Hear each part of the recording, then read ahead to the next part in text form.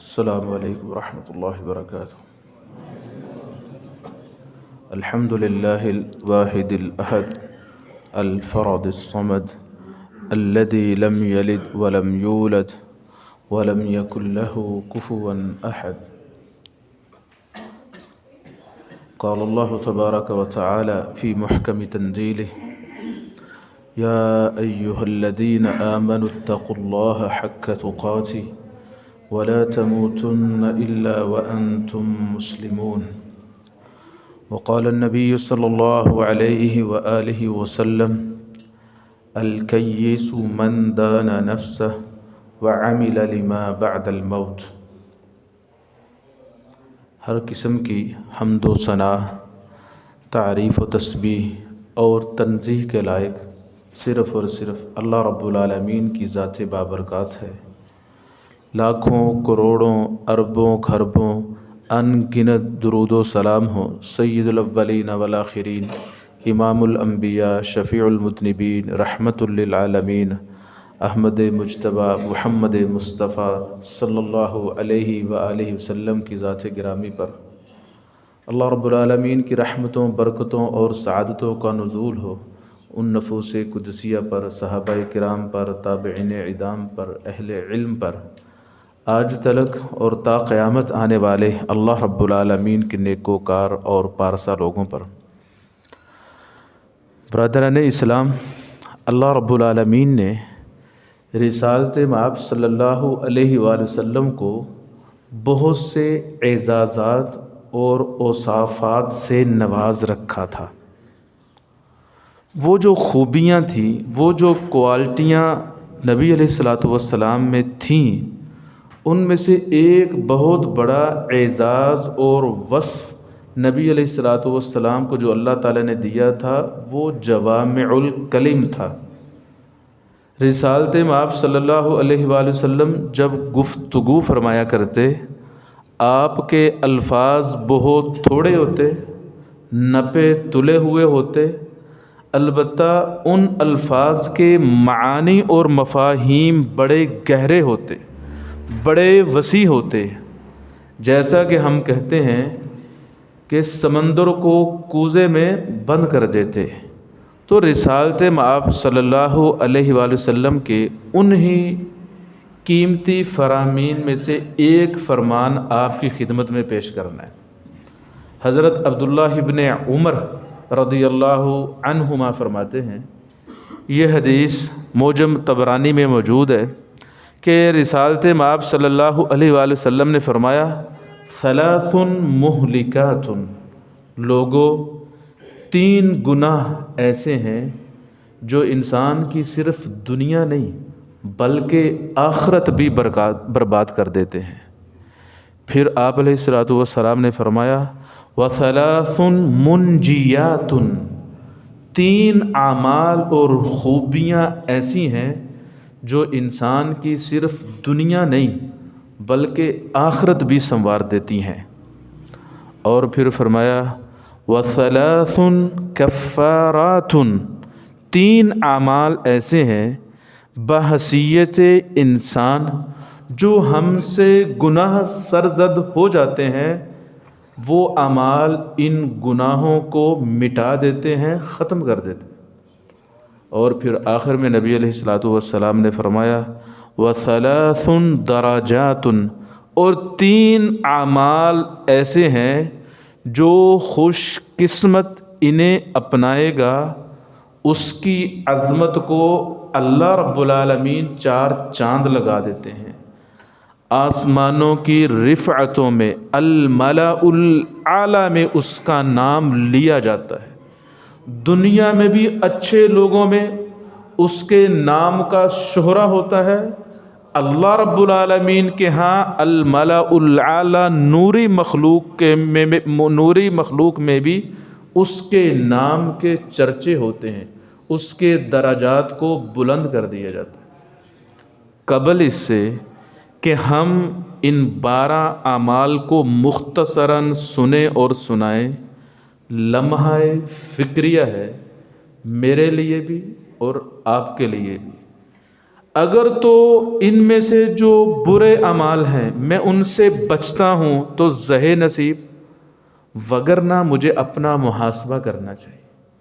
ایسے ہی ان میں سے جو اچھے اعمال ہیں اگر تو میرے اندر سارے یا ان میں سے ایک دو پائے جاتے ہیں تو میں مبارکباد کا مستحق ہوں، اگر نہیں پائے جاتے تو میں کاہے کا مسلمان ہوں۔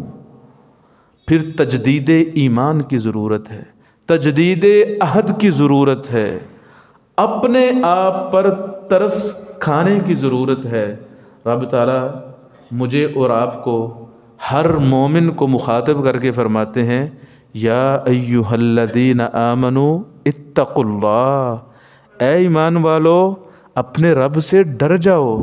پھر پتہ کیا فرمایا، وَلْتَنْظُرْ نَفْسٌ مَا قَدَّمَتْ لِغَدٍ، ہر شخص سوچے اس کی قیامت کے لیے انویسٹمنٹ کیا ہے، اس نے تیاری کیا کر رکھی ہے۔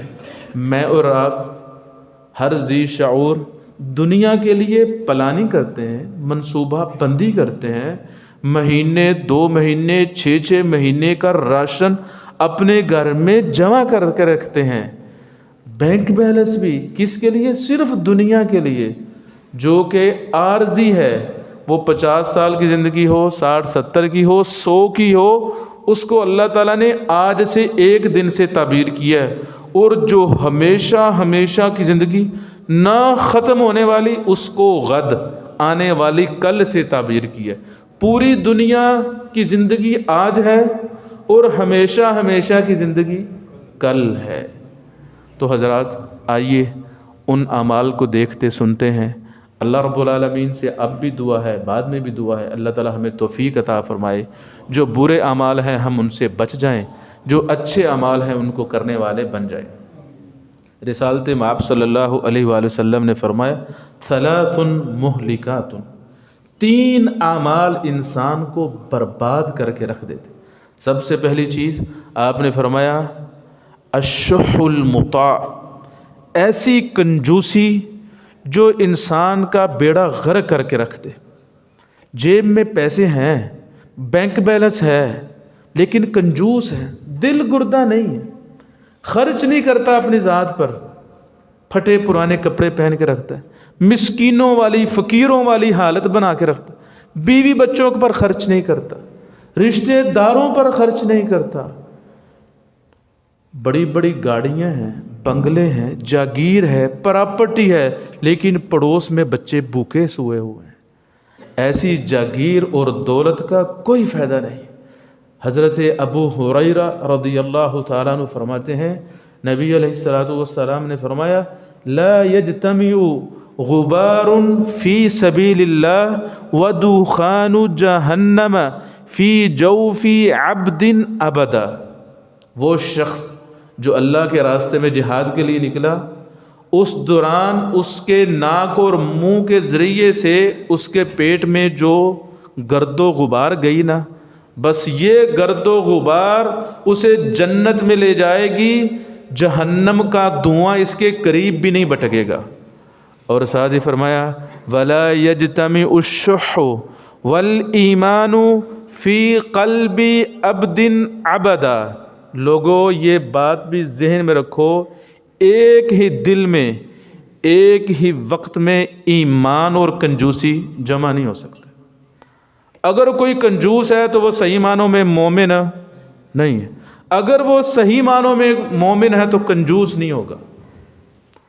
اگر صحیح معنوں میں مومن ہے ابو بکر رضی اللہ تعالیٰ عنہ کی طرح، ایک آواز آئے گی اپنے گھر کا سارا سامان اٹھا کر لا کے رسالت مآب صلی اللہ علیہ وآلہ وسلم کی مجلس میں رکھ دے، اتنا ایمان چاہیے۔ کچھ لوگ نوافل تو دور کی بات فرائض پورے نہیں کرتے، اپنے بیوی بچوں کے اخراجات پورے نہیں کرتے، بھوکے رہتے، خود بھوکے رہتے ہیں، اپنے بیوی بچوں کو بھوکا رکھتے ہیں، اپنے رشتہ داروں کی ضروریات زندگی پوری نہیں کرتے۔ حضرات یہ اتنا بڑا گناہ ہے، اتنا بڑا گناہ ہے، کنجوسی یہ گناہ ہے۔ ہم اسے سمجھتے ہیں کہ شاید یہ ایک ہیبٹ اور عادت ہے، نہیں، یہ گناہ ہے۔ رسالت مآب صلی اللہ علیہ وآلہ وسلم اللہ سے یہ دعا کیا کرتے تھے، اللہم انی اعوذ بک من الجبن والبخل، اے اللہ میں تجھ سے پناہ مانگتا ہوں بزدلی سے اور بخیلی سے۔ نبی علیہ الصلوۃ والسلام اس سے پناہ مانگا کرتے تھے۔ اسی وجہ سے رب تعالیٰ قرآن مجید میں فرماتے ہیں وَمَن یُوقَ شُحَّ نَفْسِهِ فَأُولَئِکَ هُمُ الْمُفْلِحُونَ، جن لوگوں کو اللہ تعالیٰ نے بخل سے، کنجوسی سے بچا لیا، یہ لوگ فلاح پانے والے۔ دوسری چیز جو انسان کی صرف دنیا نہیں بلکہ آخرت بھی برباد کر دیتی ہے، رسالت مآب صلی اللہ علیہ وآلہ وسلم نے فرمایا وَهَوًا مُتَّبَعٌ، خواہش پرستی، شہوات کے پیچھے بھاگنا، اپنے نفس کی پوجا کرنا، من مانیاں کرنا، اپنی مرضیاں کرنا، اللہ رب العالمین اور رسالت مآب صلی اللہ علیہ وسلم کے احکامات کو پس پشت ڈال دینا، اپنے ہی نفس کو اپنا الہ بنا لینا، شتر بے مہار رہنا، کسی کو بڑا نہ سمجھنا، کسی شریعت کے قانون کی پابندی نہ کرنا، یہ چیز بھی انسان کی دنیا نہیں آخرت بھی برباد کر دیتی ہے۔ رب تعالیٰ فرماتے ہیں وَأَمَّا مَنْ خَافَ مَقَامَ رَبِّهِ وَنَهَى النَّفْسَ عَنِ الْهَوَىٰ، وہ خوش نصیب، وہ نمازی، وہ روزے دار، وہ حج عمرہ کرنے والا جس کے دل کے اندر اللہ کا ڈر اور خوف پیدا ہو گیا، وَنَهَى النَّفْسَ عَنِ الْهَوَىٰ، اپنے نفس کو لگام ڈالی، خواہشات اور شہوات سے بچا لیا، فَإِنَّ الْجَنَّةَ هِيَ الْمَأْوَىٰ، ایسے خوش نصیب کا ٹھکانہ جنت ہے۔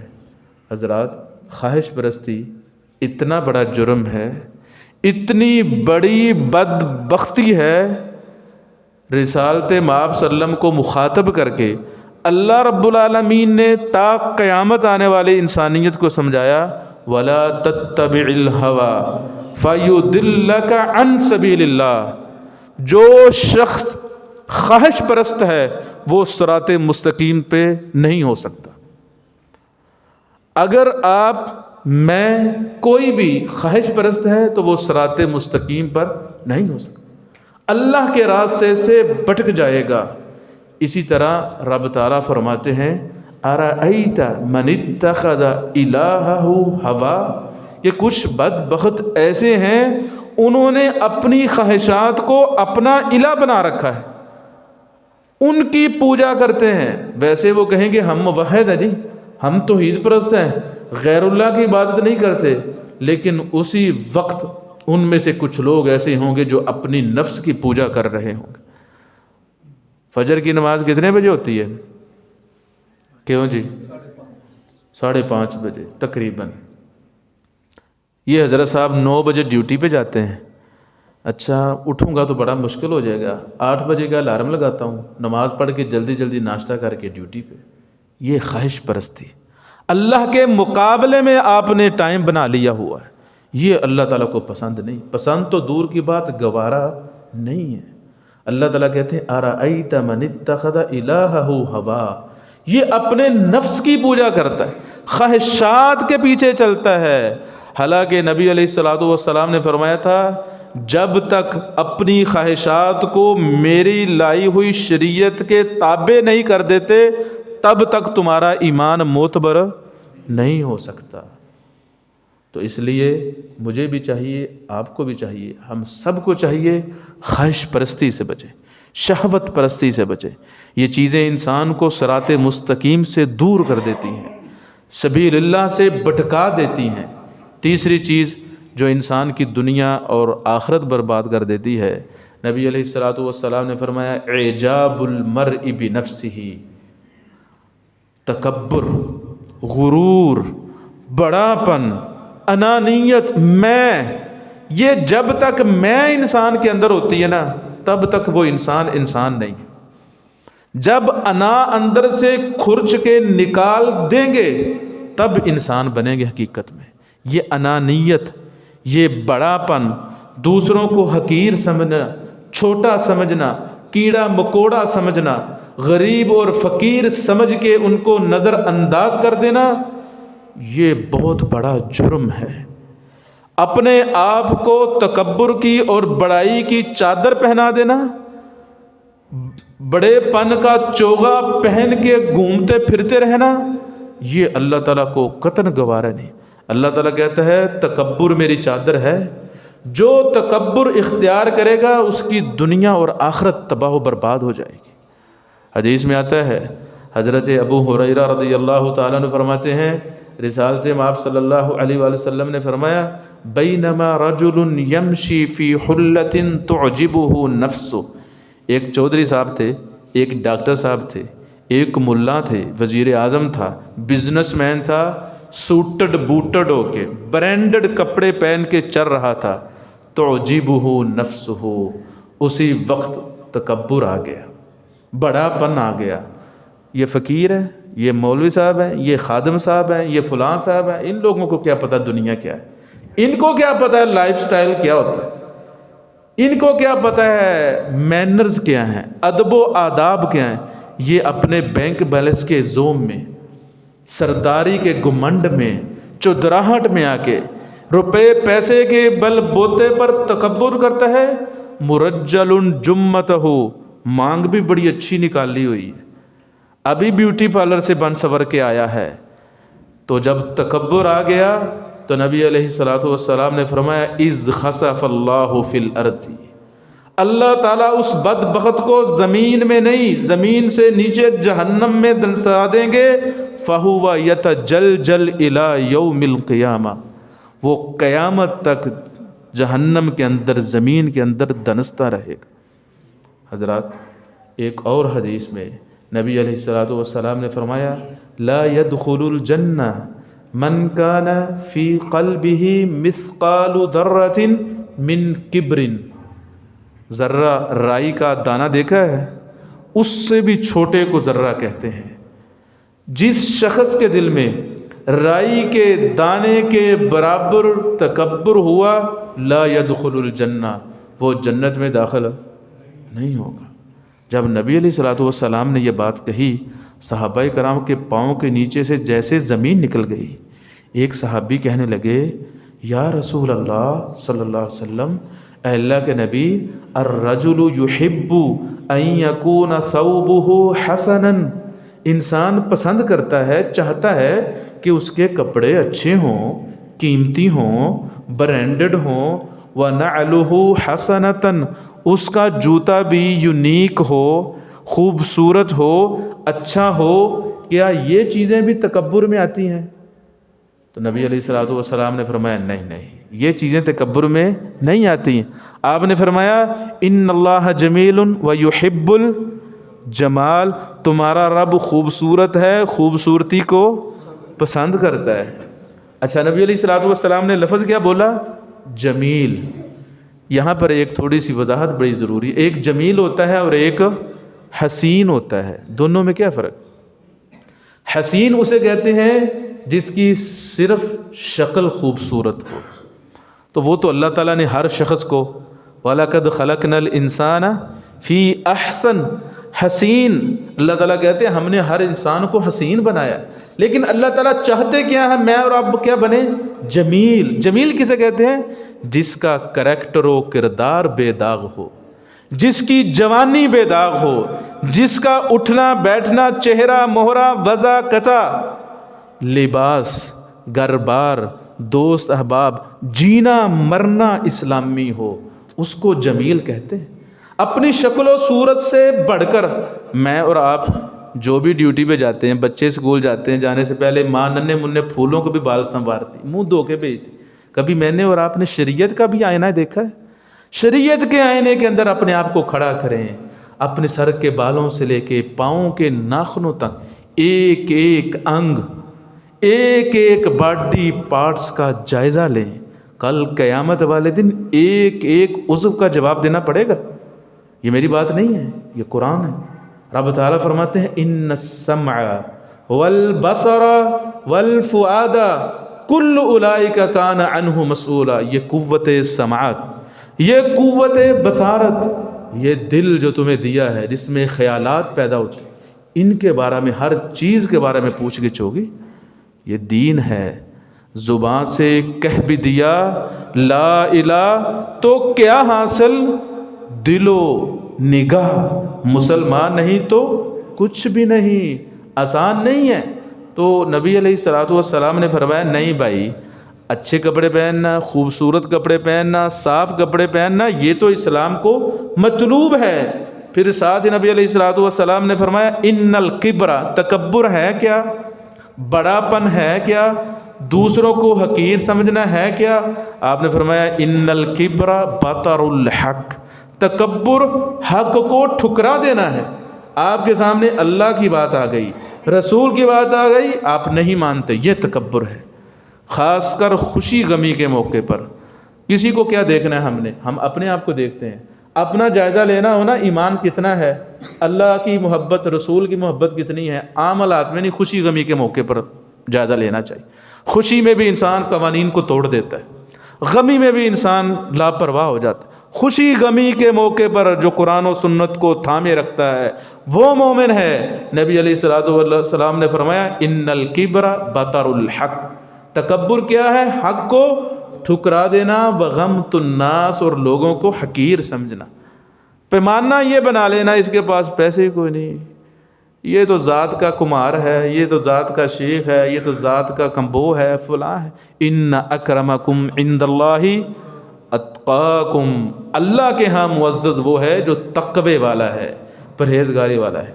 حضرات اب ان 3 اعمال کی بات کرتے ہیں، میرے خیال مختصراً کرتے ہیں، ٹائم تو ابھی کافی ہو گیا. نبی علیہ الصلوۃ والسلام نے فرمایا وثلاث منجیات، 3 اعمال ایسے ہیں جو شخص ان کو اپنا لے گا وہ کامیاب ہو جائے گا، کامیابی و کامرانی اس کے قدم چومے گی. سب سے پہلی چیز آپ علیہ الصلوۃ والسلام نے فرمایا العدل فی الغضب والرضا، خوشحالی میں اور غصے کی حالت میں، امیری میں اور غریبی میں، جیسے بھی ہو عدل و انصاف کے دامن کو تھامے رکھو، عدل و انصاف کا ساتھ نہیں چھوڑنا. وہ قضیہ اور فیصلہ تمہاری اپنی جان کے خلاف کیوں نہ ہو، تمہارے ماں باپ کے خلاف کیوں نہ ہو، بیوی بچوں کے خلاف کیوں نہ ہو، حق کا ساتھ دینا ہے، جھوٹ کا ساتھ، مظلوم کے ساتھ کھڑے ہونا ہے، ظالم کی پشت پناہی نہیں کرنی. اسی وجہ سے نبی علیہ الصلوۃ والسلام نے فرمایا قل الحق ولو کان مرا، حق بات کا ہے بے شک وہ کڑوی ہی کیوں نہ ہو. کڑوی کب ہوتی ہے؟ جب اپنی جان کے خلاف ہو، اپنے ماں باپ کے خلاف ہو، بیوی بھی بچوں کے، اپنے محبوب لوگوں کے خلاف ہو. حضرات کتنے انبیاء کرام بھیجے اللہ تعالیٰ نے ہماری رشد و ہدایت کے لیے، بہت لا تعداد. آسمانی کتابیں کتنی نازل ہوئیں؟ لوگوں میں مشہور ہے 4، وغیرہ تو بہت زیادہ ہوئیں. ہر نبی کے ساتھ کتاب نازل ہوئی، ابھی ہم بات کریں گے انشاءاللہ. اللہ تعالیٰ نے 1 لاکھ سے زیادہ، پتہ نہیں کتنے، 1,24,000 مشہور ہے، یہ بات درست نہیں ہے. صحیح بات کیا ہے؟ لا تعداد انبیاء کرام بھیجے. اسی طرح ہر نبی پر اللہ تعالیٰ نے کتاب نازل کی. ان انبیاء کرام کو بھیجنے کا، آسمانی کتابوں کے نازل کرنے کا مقصد بھی عدل و انصاف ہے. آج کل رمضان ہے ماشاءاللہ، قرآن بھی پڑھایا جاتا ہے. کبھی میں اور آپ بھی تنہائی میں بیٹھ کے پڑھے نا قرآن مجید. یہ لائف سٹائل ہے قرآن مجید، دستور حیات ہے، رب کا کلام اور میسج ہے میرے اور آپ کے نام. میں کبھی تنہائی میں بیٹھ کے پڑھوں نا، اس کی کون سی باتیں میں مانتا ہوں اور کون سی نہیں مانتا. بہرحال ہم بات کر رہے تھے کہ اللہ تعالیٰ نے انبیاء کرام کو بھیجا، آسمانی کتابیں نازل کیں، کس لیے؟ عدل و انصاف کے لیے. اب تعالیٰ فرماتے ہیں لقد ارسلنا رسلنا بالبینات، ہم نے اپنے رسولوں کو دلائل دے کر بھیجا. وانزلنا معہم الکتاب، اور ہم نے ان سب کے ساتھ کتاب کو نازل کیا. والمیزان، اور ترازو بھی نازل کیا. لیقوم الناس بالقسط، تاکہ لوگ عدل و انصاف کرنے والے بن جائیں. ہم عدل و انصاف پتہ کب کرتے ہیں یا کرواتے ہیں؟ جب حقوق لینے کی باری آتی، جب حقوق دینے کی باری آتی ہے تو پھر ڈنڈی مارتے ہیں. یہ عدل و انصاف نہیں ہے. اللہ تعالیٰ فرماتے ہیں وَيْلٌ لِّلْمُطَفِّفِينَ، ڈنڈی مارنے والوں کے لیے ہلاکت۔ جب اپنی باری آتی ہے، رائٹس کی، حقوق کی باری آتی ہے، ڈنڈورا پیٹتے ہیں، ہمیں ہمارے حقوق نہیں ملتے۔ جب باری آتی ہے واجبات کی، ذمہ داریاں، رسپانسبلٹیز کی، اپنے واجبات اور فرائض ادا کرنے کے، پھر جی انسان ہے جی، کمی کوتاہی ہو ہی جاتی ہے، کمزور ہیں جی، پھر کمزوری یاد آ جاتی ہے، دوسرے کی باری ہم کمزوری بھول جاتے ہیں۔ الذین اذا اکتالوا علی الناس یستوفون، جب ماپ تول ہوتا ہے لوگوں کے ساتھ تو پورا پورا لیتے ہیں۔ وَإِذَا كَالُوهُمْ أَوْ وَزَنُوهُمْ يُخْسِرُونَ، جب دوسروں کو تول کے دیتے ہیں تو پیمانے ہی بدل جاتے ہیں۔ کیا کریں؟ ہم بحیثیت قوم اسلامی جمہوریہ آف پاکستان میں کرپشن کے اندر مبتلا ہے، ظلم کے اندر، نا انصافی کے اندر۔ ایک ریڑھی بان ہے، وہ 1 روپے کی خاطر اپنا ایمان بیچ رہا ہے، خیانت کر رہا ہے، عدل و انصاف ہے ہی نہیں۔ نبی علیہ الصلوۃ والسلام نے فرمایا قیامت کے دن جب انسانیت نفسا نفسی کے عالم میں ہوگی، سورج انتہائی قریب آ جائے گا، غضب کی تپش اور شدت ہوگی، پوری انسانیت سایہ ڈھونڈ رہی ہوگی، اس وقت سایہ نہیں ملے گا، لیکن کچھ خوش نصیب لوگ ایسے ہوں گے جنہیں اللہ تعالیٰ اپنا اور اپنے عرش کا سایہ دے گا۔ ان میں سے ایک وہ شخص ہے جو عدل و انصاف کرنے والا ہے۔ حضرات ایک چھوٹی سی بات کرتے ہیں، بڑی گہری بات ہے، سمجھنی ہے۔ دین اسلام ہے نا، اس کے جو محاسن اور خوبیاں ہیں وہ ہم نے پڑھی نہیں۔ دین اسلام کو اپنی روح کے اندر ہم نے داخل ہی نہیں ہونے دیا۔ اسلام کی جو کوالٹیز ہیں وہ ہمیں ابھی تک پتہ ہی نہیں کہ اتنا خوبصورت مذہب۔ قرآن کہتا ہے اگر کسی نے تمہارا 1 روپیہ مارا ہے نا، چھوٹا سا حق مارا ہے، جتنی کسی نے زیادتی کی ہے اتنا ہی بدلہ لے سکتے ہو، اس سے زیادہ بدلہ نہیں لے سکتے۔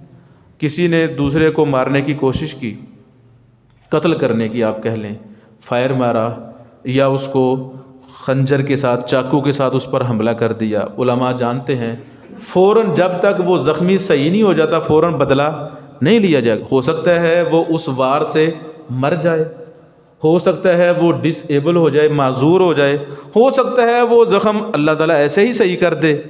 تو اس لیے جب تک وہ معاملہ کلیئر نہیں ہو جاتا تب تک بدلہ، تاکہ ظالم جو تھا یا جو قاتل تھا اس پر زیادتی نہ ہو۔ شریعت یہاں تک عدل و انصاف کا حکم دیتی ہے۔ کچھ لوگ کیا ہوتے ہیں، کسی نے 1-2 روپیہ کسی کا لے لیا یا چھوٹی موٹی چیز لے لی، غصے میں آ کے بد دعائیں دیں گے، تو مر جائے، تیری ماں مر جائے، تیری بیوی بچے تباہ ہو جائیں، فلاں ہو جائے۔ بد دعا میں بھی مبالغہ نہیں کر سکتے۔ جتنا کسی نے آپ کو نقصان پہنچایا ہے صرف اتنی بد دعا کر سکتے ہیں، اس سے زیادہ بد دعا بھی نہیں دے سکتے۔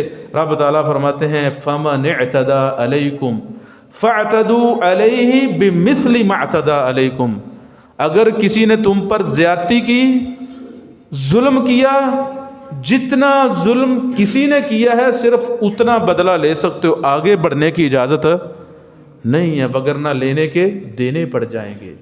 دوسری چیز جو انسان کو دنیا اور آخرت میں کامیاب کرتی ہے، نبی علیہ الصلوۃ والسلام نے فرمایا القصد فی الفقر والغنا۔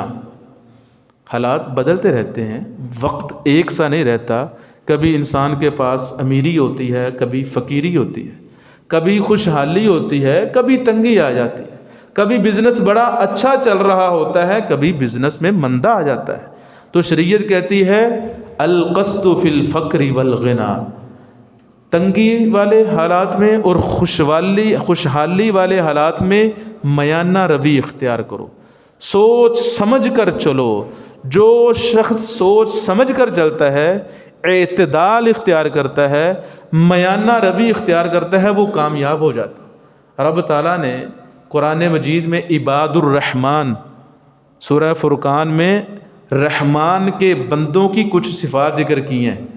کبھی چیک کرنا ہو نا کہ میں رحمان کے بندوں میں شامل ہوں یا کہ نہیں، سورہ فرقان پڑھ لیں، دیکھیں جو عباد الرحمن کی صفات ہیں وہ میرے اندر ہیں تو اس کا مطلب ہے میں رحمان کے بندوں میں ہوں۔ اگر وہ صفات میرے اندر نہیں ہیں تو کیوں نہیں ہے؟ پھر لمحہ فکری ہے۔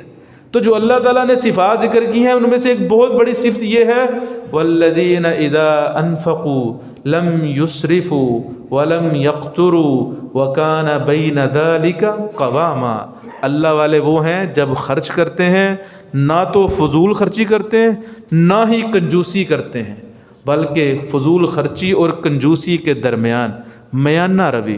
شادی کا موقع ہو تو بے دریغ مال و دولت اڑا دیا، اگرچہ آپ نے محنت مزدوری کر کے خون پسینہ بہا کے یہ مال و دولت کمایا تھا، تب بھی اسے ضائع کرنے کی فضول خرچی کی اجازت. نبی علیہ الصلوۃ والسلام نے فرمایا قیامت والے دن ہر شخص کو اللہ کی عدالت میں کٹہرے میں کھڑا کیا جائے گا جب تک 4 سوالوں کے جواب نہ دے دے گا پاؤں ہلانے کی.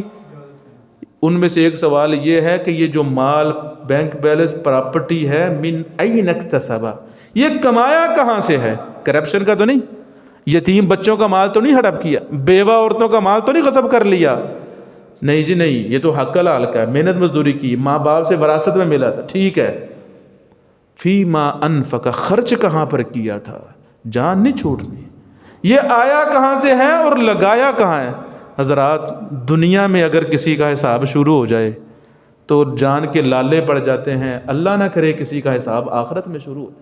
نبی علیہ الصلوۃ والسلام نے فرمایا من نوقش فقد ہلک، جس کا حساب شروع ہو گیا سمجھو وہ مارا گیا. تو بھائی میانہ روی اختیار کریں. میانہ روی، اعتدال اللہ تعالیٰ کو اتنا پسند ہے. نبی علیہ الصلوۃ والسلام یہ دعا کیا کرتے تھے اللہم انی اسألک القصد فی الفقر والغنا، اے اللہ تونگری میں اور فقیری میں میں تجھ سے میانہ روی کا سوال کرتا ہوں. اس لیے ہم سب کو چاہیے کہ ہمیشہ اعتدال کو اختیار کریں. اس طرح ایک چھوٹی سی بات سے ملتی جلتی ہے، وہ بہت امپورٹنٹ ہے. کچھ لوگ مالدار ہوتے ہیں، اللہ تعالیٰ مزید برکت عطا فرمائے، حق حلال کا ہوتا ہے، خون پسینے سے کمایا ہوتا ہے، لیکن وہ دولت کو یہ سمجھتے ہیں کہ شاید ہمارا رب ہم پر راضی ہے. نہیں، ایسا نہیں. کچھ لوگ بڑے اچھے ہوتے ہیں، نمازی ہوتے ہیں، پرہیزگار ہوتے ہیں، حلال حرام میں فرق کرتے ہیں، لیکن مالی اعتبار سے بڑے کمزور ہوتے ہیں. وہ غیر شعوری طور پر یہ سمجھتے ہیں کہ شاید ہمارا رب ہم سے ناراض ہے. ایسا نہیں ہے. روپیہ پیسہ ہونا اللہ کی رضا کی علامت قطعاً نہیں ہے. روپے پیسے کا نہ ہونا اللہ تعالیٰ کی ناراضی کی علامت قطعاً نہیں ہے. اس لیے یہ بات ذہن میں رہنی چاہیے. ایک آدمی کے ساتھ سفر کرنے کا موقع ملا، باتوں ہی باتوں میں ان ڈرائیو پہ ٹیکسی پہ اسے پوچھا کیسے ہے بھائی؟ اللہ کا بڑا شکر ہے جی، الحمدللہ ماشاء اللہ معاملہ ٹھیک، بڑا اللہ کا شکر ہے جی، جتنا شکر ادا کریں یہ وہ فلاں. دل میں آیا کہ یار ماشاءاللہ بڑا اللہ کا شکر ادا کر رہا ہے، اچھی بات ہے، یہ تو ہونا چاہیے. تو اسے پوچھا، کہتا جی اللہ کے بڑے انعامات ہیں، بڑے اللہ تعالیٰ نے بڑا نوازا ہے، اللہ تعالیٰ نے بڑا دے کے رکھا ہوا، اتنا ہے کہ شکر نہیں ادا کر سکتے. باتوں باتوں میں پوچھا نماز بھی پڑھتے؟ نہیں نماز تو نہیں پڑھتے. بیوی بیٹی ماں بہن پڑھتا بھی کر؟ نہیں نہیں نہیں یہ تو نہیں ہے. کیا نوازا اللہ تعالیٰ؟ مال و دولت سب کچھ بھی نہیں ہے، یہ یہیں پہ رہ جانا ہے. اگر پنجگانہ نماز پڑھنے کی فرصت نہیں ملتی تو سمجھے رب ناراض ہے. ماں باپ جس بچے سے خفا ہو جائیں اسے گھر سے نکال دیتے ہیں، اور جس کو اللہ تعالیٰ نے مسجد سے نکال دیا ہو، جس کو مسجد میں آنے کی توفیق نہیں ملتی، وہ کہتا پھرے رب کا بڑا شکر ہے، اللہ کا دیا ہوا بڑا ہے. کچھ نہیں ہے ایسا. تو اس لیے روپیہ پیسہ یہ دنیا کے ٹھاٹ باٹ اللہ کی رضا کی علامت نہیں ہے. اسی طرح اللہ اکبر بہت سی چیزیں ہیں، اگر سب بیان کریں تو ٹائم ختم ہو جائے. چھٹی چیز یا تیسری چیز جو انسان کی دنیا اور آخرت بہتر بنا دیتی ہے، خشیت اللہ فی السر والعلانیہ، خلوت اور جلوت میں اللہ کا ڈر اور خوف. جہاں پر بھی ہو انسان اپنے رب سے ڈرتا رہے. صبح سویر ہو، اندھیر ہو، رات ہو، دن ہو، اجالا ہو، خاص کر تنہائیوں میں جب انسان اکیلا ہو، وہ ہو اور رب ہو، کوئی دوسرا نہ ہو. اور آج کے دور میں موبائل کے ساتھ اکیلا ہونا یہ کسی فتنے سے خالی نہیں. جو شخص خلوت میں تنہائی میں اپنے رب سے ڈر گیا، دوسرے لفظوں میں جس نے اپنا باطن ظاہر سے اچھا بنا لیا، وہ انسان کامیاب ہے۔ حضرات بڑی اوکھی بات ہے، اللہ میرے حال پر رحم فرمائے۔ ایک میرا چہرہ وہ ہے جو آپ دیکھ رہے ہیں، ایک آپ کا چہرہ وہ ہے جو میں دیکھ رہا ہوں۔ جو ان چہروں کے پیچھے چھپا ہوا چہرہ ہے، جو انسان کا باطن ہے، جس نے وہ درست کر لیا، وہ انسان کامیاب ہے۔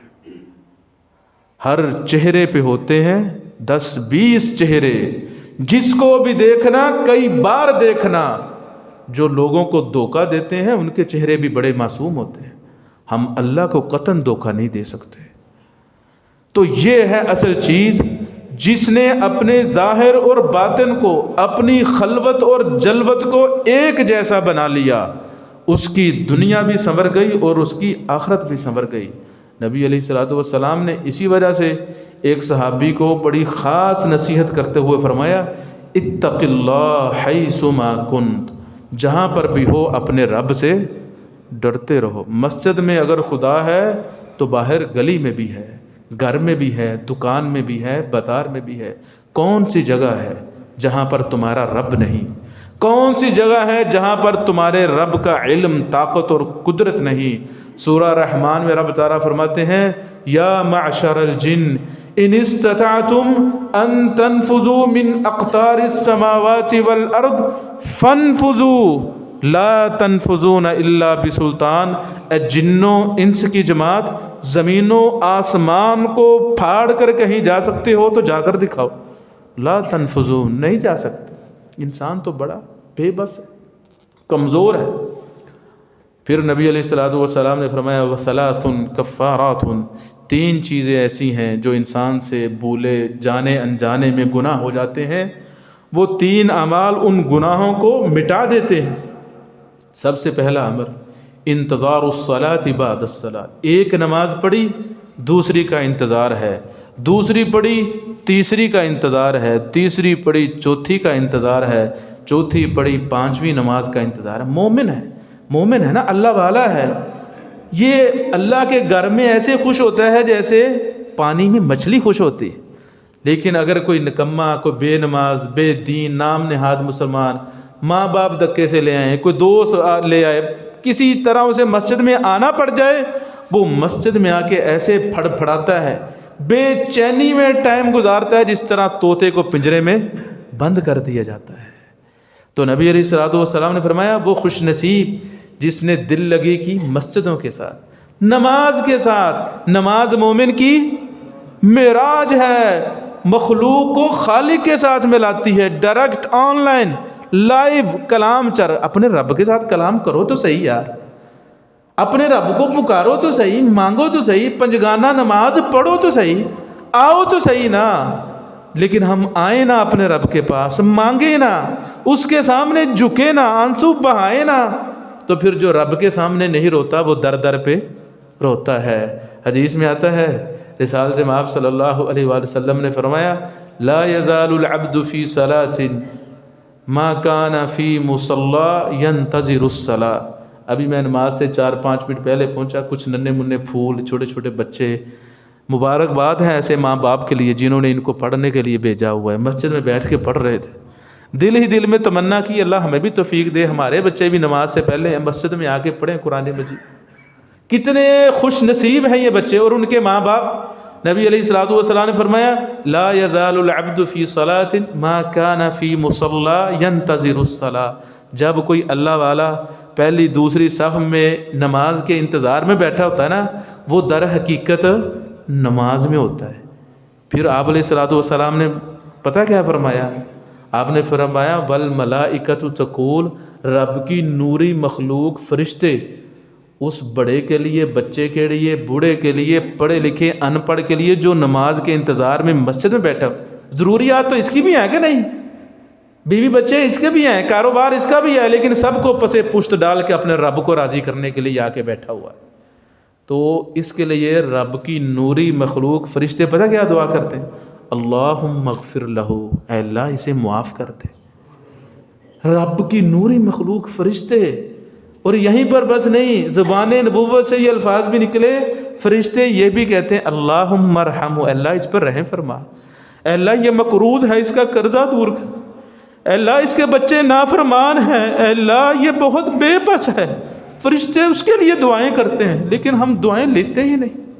ہم دنیا کے اندر اتنے پھنس چکے ہیں، ہمیں ان چیزوں کا پتہ ہی نہیں بھائی۔ کبھی ہم یہ کر کے تو دیکھیں۔ بڑی لمبی چوڑی آیات احادیث ہیں، اگر ٹائم ختم ہو رہا ہے۔ نبی علیہ الصلوۃ والسلام نے فرمایا دوسرا عمل جو انسان کے گناہوں کو مٹا دیتا ہے، اسباغ الوضوء فی الصبرات، مکمل وضو کرنا، اچھے طریقے سے وضو کرنا، سنت کے عین مطابق وضو کرنا، سردی ہو یا گرمی ہو انسان با وضو رہے۔ با وضو رہنا بہت بڑی عبادت ہے۔ جس طرح نماز ایک مستقل عبادت ہے، روزہ ایک مستقل عبادت ہے، حج ایک مستقل عبادت ہے، با وضو رہنا بھی ایک مستقل عبادت ہے۔ رسالت مآب صلی اللہ علیہ وسلم نے فرمایا وَلَا يُحَافِظُ عَلَى الْوُضُوءِ إِلَّا مُؤْمِن، ہمیشہ با وضو وہ شخص رہ سکتا ہے جس کا ایمان مکمل ہے۔ جس کا ایمان 100% پورا نہیں نا، وہ ہمیشہ با وضو، وضو ٹوٹا فوراً وضو کریں، سو کر اٹھے فوراً وضو کریں، واش روم گئے تھے فوراً وضو، ہمیشہ کوشش کریں با وضو رہنے کی۔ جو انسان با وضو رہتا ہے وہ گناہوں سے بچا رہتا ہے، وہ لغویات سے، فحش کلام سے پرہیز کرتا ہے۔ مسلمانوں کے تیسرے خلیفہ حضرت عثمان رضی اللہ تعالیٰ عنہ فرماتے ہیں، نبی علیہ الصلوۃ والسلام نے فرمایا من توضأ فأحسن الوضوء، جس خوش نصیب نے وضو کیا، فأحسن الوضوء، حسین وضو، خوبصورت وضو کیا ہوتا ہے؟ جو سنت کے عین مطابق ہو، بڑے ہوں، بزرگ ہوں، چھوٹے ہوں، بچے ہوں، ان کو چاہیے شیخ صاحب کے پاس، عالم دین کے پاس، قاری صاحب کے پاس بیٹھ کے اپنا وضو چیک کروائیں کہ مجھے سنت کے مطابق وضو بھی کرنا آتا ہے کہ۔ تو نبی علیہ الصلوۃ والسلام نے فرمایا خرجت خطاياه من جسده، اس انسان کے گناہ اس کے جسم سے نکل جاتے ہیں، حتی تخرج من تحت اظفاره، ہاتھوں کے گناہ ناخنوں سے نکل جاتے ہیں، سر کے گناہ بالوں کے ذریعے سے نکل جاتے ہیں، پاؤں کے گناہ، جسم کے گناہ پاؤں کے ناخنوں کے ذریعے سے نکل جاتے ہیں۔ کوئی آئے تو صحیح، کوئی وضو کرے تو صحیح، رات کو اپنے رب کے سامنے کھڑا ہو کے راز و نیاز کرے تو صحیح۔ اسی طرح تیسری چیز جو انسان کے گناہوں کو مٹا دیتی ہے، نقل الاقدام الی الجماعات، پیدل چل کے نماز پڑھنے کے لیے جانا، جمعہ کے لیے جانا، درس سننے کے لیے جانا، دین سیکھنے کے لیے جانا۔ جتنے بھی قدم انسان اٹھاتا جاتا ہے، ہر قدم پر ایک گناہ مٹتا ہے، دوسرے قدم پر ایک درجہ بلند ہوتا ہے، ایک گناہ مٹتا ہے، ایک درجہ بلند ہوتا ہے۔ حدیث میں آتا ہے، رسالت مآب صلی اللہ علیہ وآلہ وسلم نے فرمایا من تطہر فی بیتہ ثم مشى الی بیت من بیوت اللہ، جو شخص اپنے گھر میں باوضو ہو۔ یہاں ایک چھوٹا سا مسئلہ ہے، جو محلے کے لوگ ہوتے ہیں، مسجد کے آس پاس رہتے ہیں، ان کو کوشش کرنی چاہیے وہ اپنے گھر سے باوضو ہو کر آئیں۔ مسجد میں جو وضو خانہ یا ٹائلٹ وغیرہ بنائے جاتے ہیں وہ ایمرجنسی حالت کے لیے ہوتے ہیں، یا ان لوگوں کے لیے جو مسجد میں رہائش پذیر ہوں، یا مسافروں کے لیے۔ اصل جو محلے دار ہیں ان کو گھر سے باوضو ہو کر آنا چاہیے، اس کے اندر اجر و ثواب ہے۔ یہ حدیث نبی علیہ الصلوۃ والسلام نے فرمایا من تطہر فی بیتہ ثم مشى الی بیت من بیوت اللہ، جو اپنے گھر سے پاک صاف ہو کر، باوضو ہو کر اللہ کے گھروں میں سے کسی ایک گھر کی طرف آتا ہے، کس لیے؟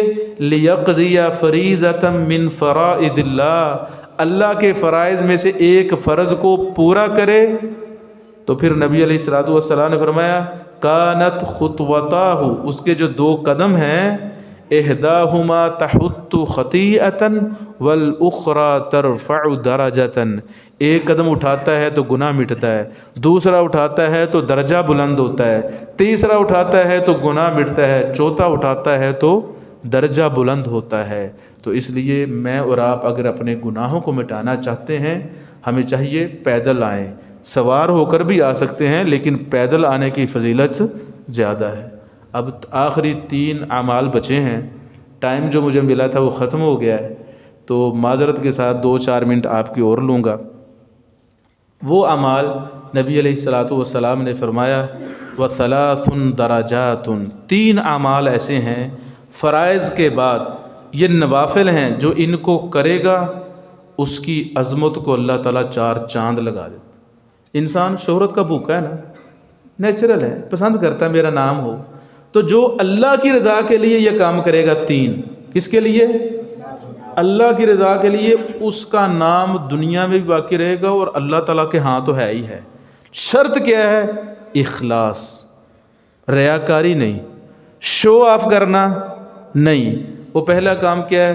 نبی علیہ الصلاۃ والسلام نے فرمایا اطعام الطعام، وہ لوگوں کو کھانا کھلاتا ہے، مسکینوں کو کھانا کھلاتا ہے، بھوکوں کا پیٹ بھرتا ہے، پیاسوں کی پیاس مٹاتا ہے۔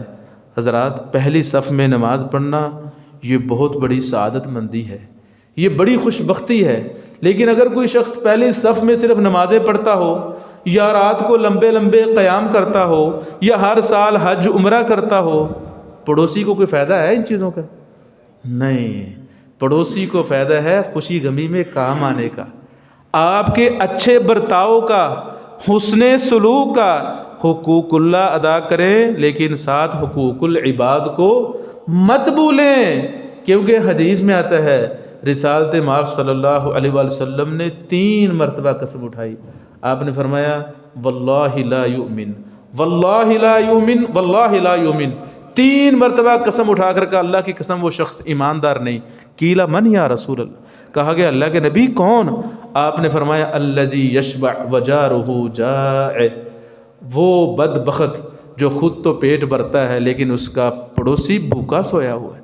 یہ چودھری صاحب، یہ ڈاکٹر صاحب، یہ مولوی صاحب، لوگوں کو واعظ و نصیحت کرنے والے، ان کے پاس روپیہ پیسہ ہے، سب کچھ ہے، پیٹ بھر کے سوٹڈ بوٹڈ لائف سٹائل بڑا اچھا ہے، لیکن یتیم بچے پڑوس میں، بیوہ عورت ہے، غریب فقراء لوگ ہیں، ان کا اس کو خیال ہی نہیں۔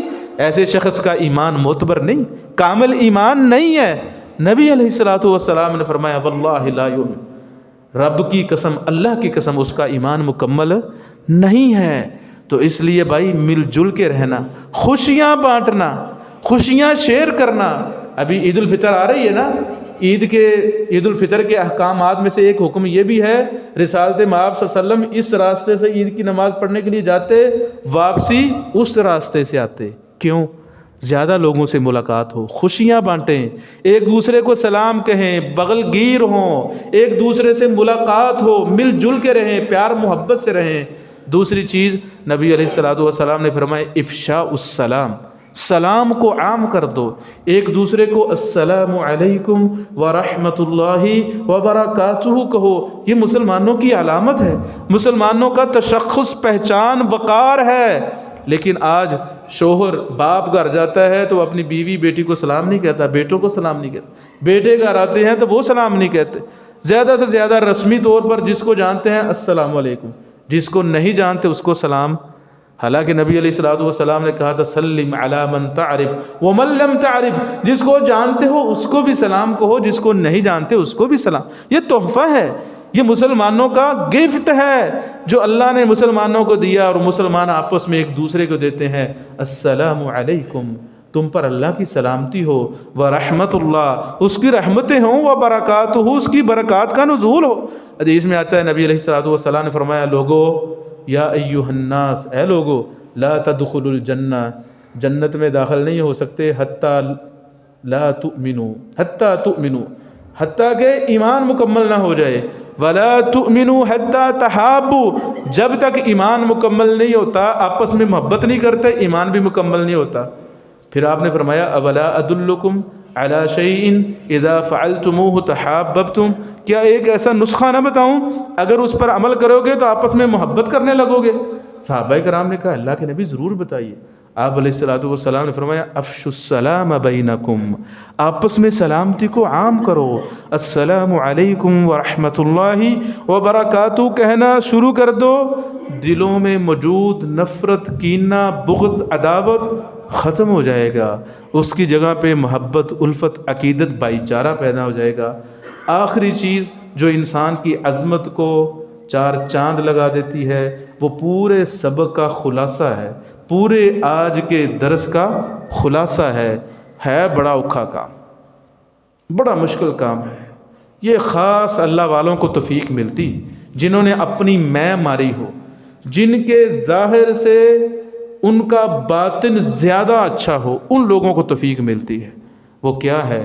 نبی علیہ الصلوۃ والسلام نے فرمایا وَصَلَّى لِلَّهِ بِاللَّيْلِ وَالنَّاسُ نِيَامٌ، رات کا وقت، خاص کر آخری پہر، جب لوگ محو خواب ہوں، یہ اللہ والا اٹھے اور اللہ کے سامنے جھک جائے، لمبے لمبے قیام کرے، رکوع کرے، سجدے کرے، تنہائیوں میں یہ ہے، اور اس کا رب ہے، اس کی بیوی بھی نہیں، اس کے بچے بھی نہیں، کوئی ریاکاری نہیں، کوئی شو آف نہیں، یہاں پر رونے کا وقت ہے، یہ ہے ٹائم آنکھوں سے آنسو بہانے کا، اپنے اندر کو صاف کرنے کا، تزکیہ نفس کو، اپنے باطن کو دھونے کا وقت یہ ہے۔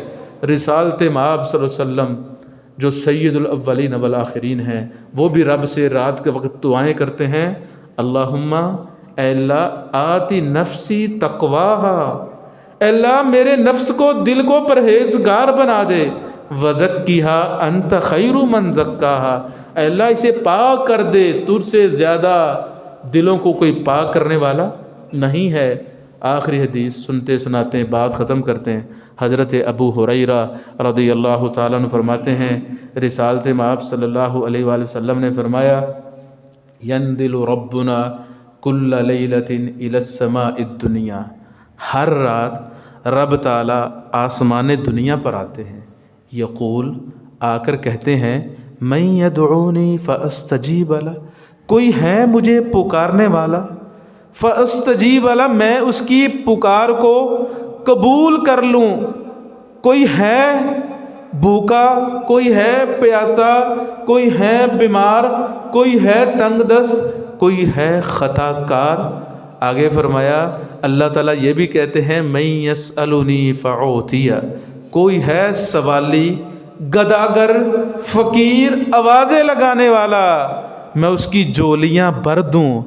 مزید فرمایا من یستغفرنی، کوئی ہے جو مجھے جہنم سے آزادی کے پروانے مانگے، جنت میں داخل ہونے کے سرٹیفکیٹ مانگے، میں اسے جہنم سے آزاد کر دوں، جنت میں داخل کر دوں، کوئی آئے تو صحیح۔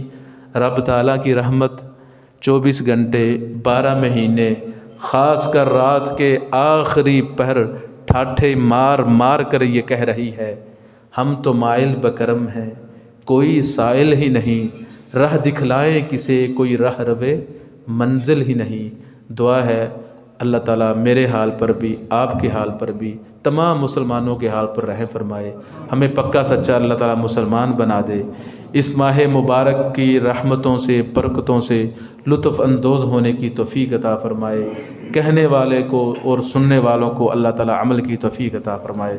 وآخر دعوانا ان الحمد للہ رب العالمین۔